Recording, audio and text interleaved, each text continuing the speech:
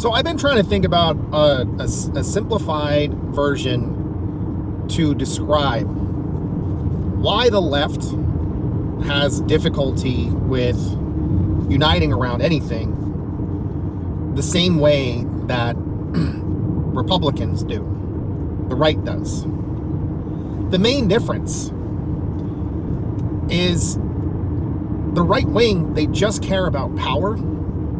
They don't care at all about ethics or principles. They care about regressing society.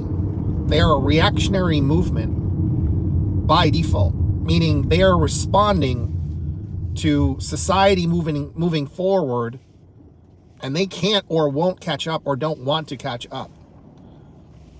Whereas the left, and again, I'm mostly not talking about moderates and centrists because they will cling on, the liberals, which is liberals and neoliberals, will cling on to the status quo. Both of them essentially have a role in undermining our democracy. And that's not really up for debate. Just the way their political philosophy works, how they operate within it, that's what happens. People to the left that are like Soc Dems or Democratic Socialists or even communists, our issue set is a lot more complex because we actually look at a wide range of problems that impact humanity, the planet, an ethical framework, things related to social justice, human rights, a whole slew of things. And we care about data and evidence and all of that stuff, like best practices and research and all of that stuff is always changing. Everything is moving all the time. And so is our understanding. Like there isn't really necessarily a collective understanding of much of anything because it really just depends on like your area of focus. Like you may have an interest in the environment, right? Like in climate change, like that might be your area where you're paying the most attention. You might have a concentrated effort in that area. You may have cursory understandings of some other areas, but to you, those things may not be as important. Because if you're looking at like a hierarchy of things, it's not unreasonable to say, well, damn, man, like if we don't have a planet that we can live on, that's conducive to life and the ecosystem and making sure that things maintain homeostasis, we have to care about the things that humans can do to change the possible outcomes that are likely. So you're going to care a lot about that area, and you may devalue things related to like social justice or issues for trans rights, which are human rights, which people that care about human rights, they may care a lot about social justice issues and the things that impact the law and the legal challenges. So basically what I'm saying, to try to summarize this, it's hard to get the left, the collective left, on the same page and be on a consistent policy set because of our areas of focus are different. Our areas of understanding are different, even though if for large in part we're basically all up to date on the things that we think are a big impact, the pathways to change, there could be lots of different options based on what's being tried and what's showing up now as the best way to go.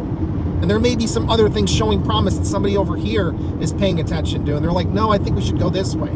So it's normal for people that really care about an issue to not be on the same page, even if we have the best intention, because it matters based on what our understanding is and what our scope of emphasis is.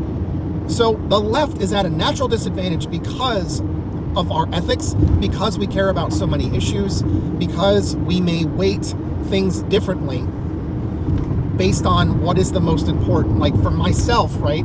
Like in my personal and professional practice, when I'm looking at issues that relate to a client that needs my help, a team that needs my help, I'm looking at things like safety. If there are any safety concerns, that is number one. I have to address that. Next, what is my pathway for effective change? Because my pathway for effective change may not necessarily be what the evidence-based practice tells me is the best strategy to use to do the fastest, most effective change possible. Because that may be ruled in or ruled out based on other factors that I have to consider. I have to consider the different things that we're working with, the strengths and limitations of my team, the strengths and limitations of my student and their skill sets, right? And we go down the list, and then it's like kind of based on like best fit and things like that. So you kind of break it down that way. And if I'm honest, looking at what we're up against in the world at any given time, I can understand why the left is going to struggle with some things, because we fucking care. We care about data. We care about evidence. And what we're up against are people that they don't look at nuance. They don't care about evidence. They are compelled by what they can see and they can hear and they can feel, and the like raw emotion that's being appealed to. And they can be convinced of things that are untrue, but because it feels real to them, they are convinced. And we struggle because that's not the way that we think, really. Like, you know, we're humans too. We care about things too, but we're capable. And again, studies show that people that are like lean more egalitarian, that are more left, tend to be more intelligent. So, I mean, it's easy to think that maybe part of our problem, our drawback, is that we are pretty bright and we do care about a lot of things, and we can hold a lot of ideas in our heads at once. We're capable of nuance. But when you're up against, and again, I don't mean to insult people, but when we're up against people that think more simply, when they think more in black and white terms, that's a problem for the left to contend with. So when we're thinking about how we can address these things, we have to understand who we're talking to. We have to always consider our audience. And it's hard. I think it's even hard for us to talk amongst ourselves. Like the larger the group that we're trying to appeal to, the more the divide that's possible is likely. So how do we break through the problems of finding some point of agreement among our own group and figuring out how to message what's most important in a way that connects with the people that are on the right that think in more simple terms? We have to appeal to their raw emotion. So like breaking down something like, well, how do people that are immigrants that now have basically bowed out of the country, they're not working anymore because you guys scared the living hell out of them with this legal, maybe not so legal ICE force, people that just left the community. They just like they're gonna stop contributing so much to the economy, and the billionaires are about to benefit from the farms that are about to shut down, which is also connected to Acre Trader, which JD Vance is directly involved in, that connects international people and international investors to buy up farms from a lot of you guys and people that you care about, people that have been doing this stuff all their life. How is it the people that left, how is it their fault that the billionaires who have power, who engineered this entire thing, it seems like the billionaires robbed you guys of a future. They also hurt the economy. Like, who's going to pick up the tab for the billions of dollars that immigrants actually pay into the tax system? So billionaires took the land and footed you with the bill. And what's going to happen in your communities when there's less money floating around to support the local businesses? Those businesses are likely to close too. And who's going to buy those? Private equity, billionaires, whether it's foreign or domestic, I don't think the families are going to care necessarily who bought it because they lost. So, is that appealing to the raw emotion enough? Is that too nuanced? These are things that we have to consider. Is it cutting to the bone? Is the message cutting to the bone? And then what's the policy? Like, I don't think billionaires should be able to engineer and rig the system against regular people, whether that includes immigrants, which you don't seem to care about, but they're a driving force of the economy. If farmers don't have that labor, which those people, if they're working here, they probably should have a pathway to citizenship, which most of Americans agree on. I don't think billionaires and foreign investors should be able to buy up American land from our people. I think if farms are going to be up for grabs, I think the local people should have opportunities. They should get first dibs. Or maybe somebody who is struggling in one area and they want to relocate and try farming in another place that's a thriving farm. It's a good business. It works. They have great people that know what they're doing, that have a pathway to being here so they can actually contribute even more to the economy, because that's how that works. When they become a citizen, they contribute like almost double, right? Maybe I have the numbers off a little bit, but that's my understanding. Like, people that they get those like ITN numbers, they contribute to the tax base. They can't really take anything out of it aside from like emergency Medicaid if they get hurt, which is not, they're not being given money. That's just so the hospitals don't have to pick up the tab completely, so that the local community hospital can continue operating, right?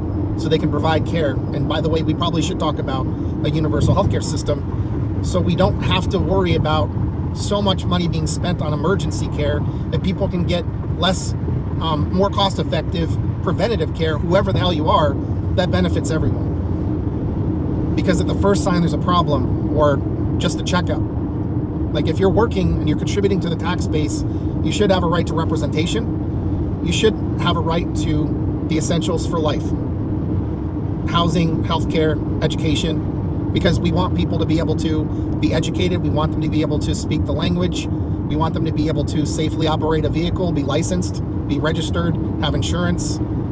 You have to have an address to function in an economy, so you can get access to information that you need, so you can know what your rights are, you know what your responsibilities are as a citizen. On and on it goes. Maybe it's getting into the weeds a little bit, but like, we have to round out the argument, I think. But you guys tell me what you think.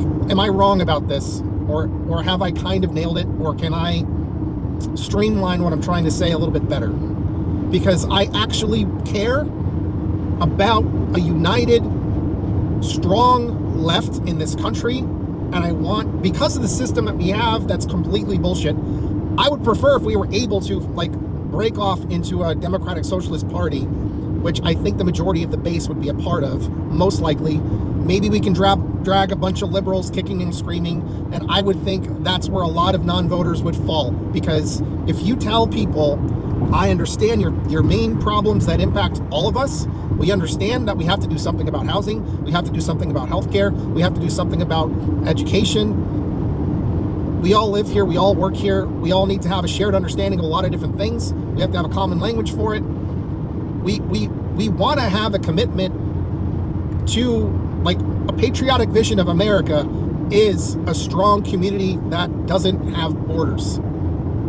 I mean states, right? Like, we all live within the nation. It shouldn't matter what someone over here in Texas thinks should happen, or someone over here in Connecticut thinks should happen, or someone over in California thinks should happen. We should have a shared understanding of a commitment to each other, and some kind of community service that is available for anybody that can't figure out how to get into the to the market economy. If there's not a place in the market economy for you, there should be a community component that you can go do at least temporarily, or you consider it a civic service that you want to do.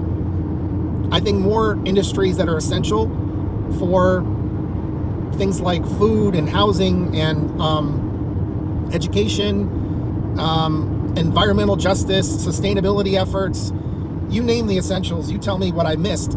But I think those things should be nationalized. I think they should be locally controlled and run, but the funding streams should be nationalized, because it's all in the collective interest for all of us. Oh yeah, utilities should be nationalized. They should be locally controlled and operated. And in terms of conservation efforts, I'd like to see a lot of that go towards, or at least a partnership or a lead role, be people like indigenous tribes, because it was their land. I think we should revisit our previous commitments to marginalized groups that we broke. I think this is an opportunity to have people have a meaningful life, people that have a meaningful role in their society, that feel connected, that feel safe. That also helps with crime prevention, because if people aren't living so threadbare, they don't feel like they're left out, people that don't feel disconnected from society, they don't tend to do as many crimes. And we can beef up our varied forms of mental health, physical health efforts, revitalize communities, beautify our communities. There shouldn't be any difference between rich and poor neighborhoods in terms of what they look like, what they feel like, how people operate within them. If we actually care about society, we should consider a maximum wage, and whatever after that they get, that gets funneled right back into the system, preferably in the local economy, but for things that need to be more distributed, we can figure that out. And we need to talk about what we do with wasted resources, like excess items that are produced or excess food that is produced. We need to figure out what to do with those. Whether they go to food kitchens, whether that gets into the wholesale market for restaurants, whether that is our families that have like they can't get ahead, and no matter what they do, they don't have enough money, and like that should be something that we should address too. There should be at least some kind of base, either access to essentials or the amount of currency you would need in order to access those things. Those should be guaranteed. Nobody should be worried about, well, I lost my job, I don't have anything, I can't provide for myself.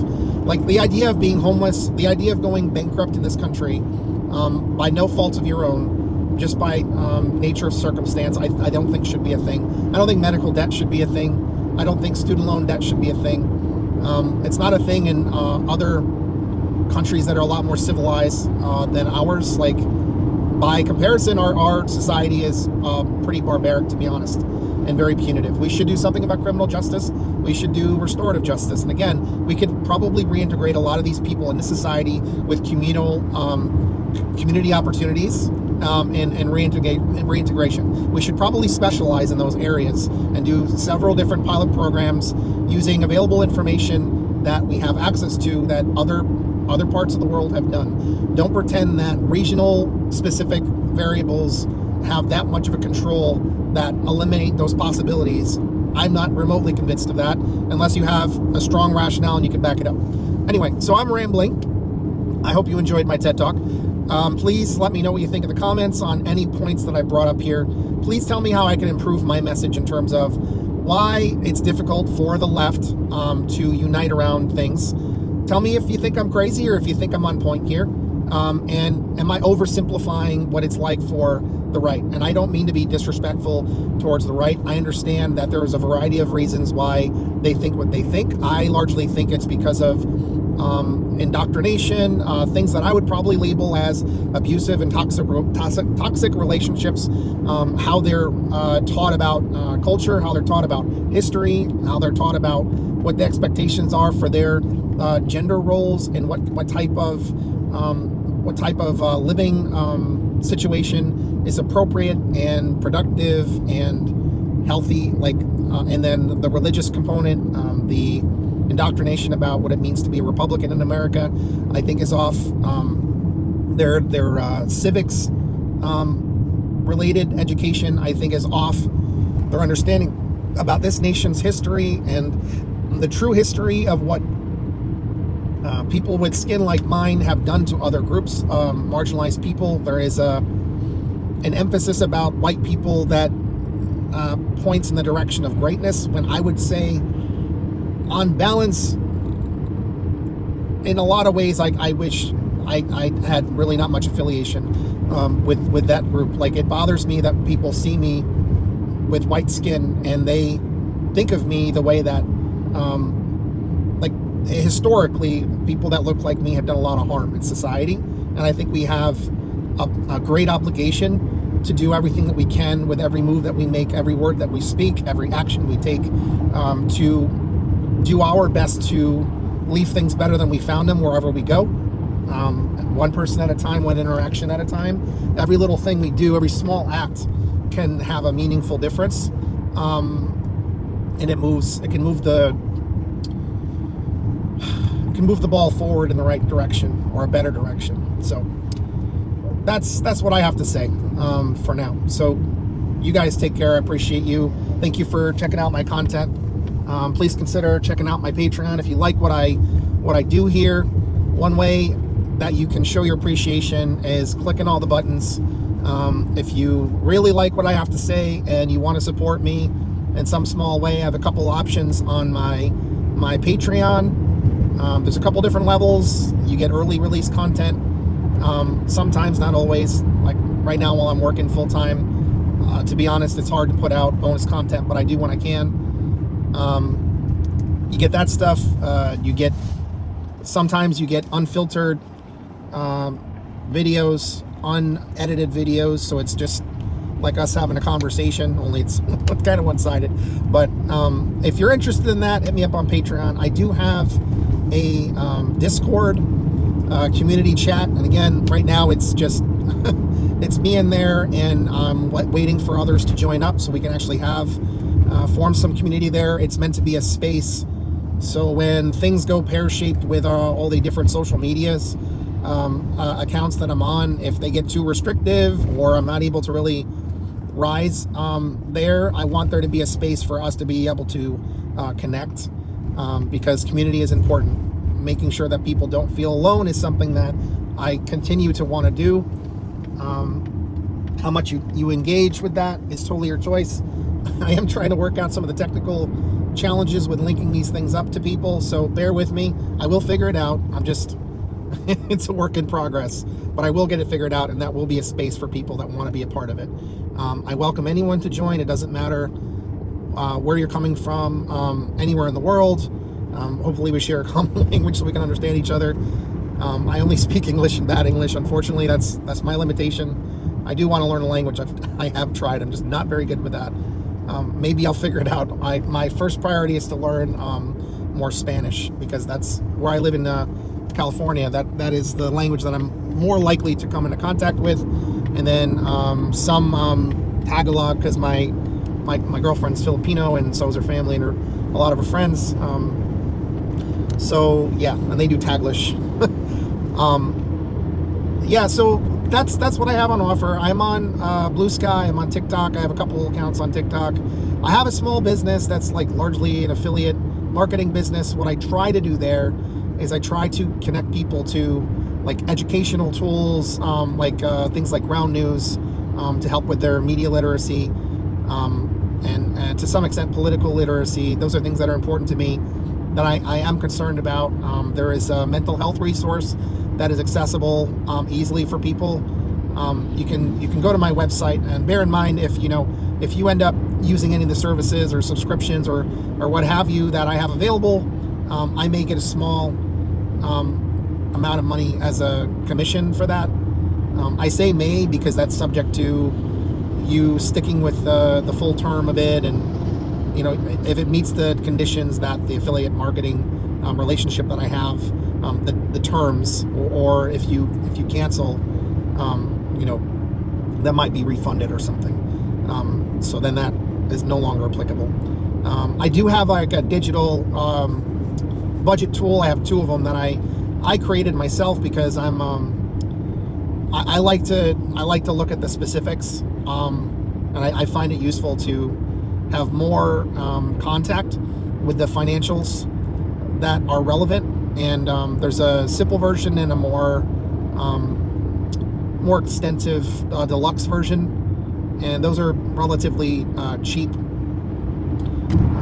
So those are available on like my Stan store, and then there's some like Amazon stuff, but honestly, like I would prefer you not actually buy through the Amazon links, just because of how Amazon operates. Like I kind of mostly want to not participate in doing anything through them. I would much rather you check out the stuff that I'm showing you if it's of interest to you, and then you go to like the actual website where those products are listed, assuming it's a place that you actually want to shop from. I encourage people to consider how your money is being spent, let's say, and for companies that are contributing to causes that you don't support, maybe don't buy from them. We shop with our like we vote with our dollars too. So that's what I'm up to. Those are things that you can do to support me. I'm on YouTube, I'm on TikTok, I'm on Blue Sky, I have a Substack, and I have my Patreon. So those are the ways that you can. Oh, and Instagram. And I don't get my Facebook out. So yeah, please consider supporting my stuff, and I look forward to talking to you if you end up in the Discord community or on Patreon. There's a chat on there too. All right, guys, thank you so much. I really appreciate you all, and be well. And yeah, love you. Bye.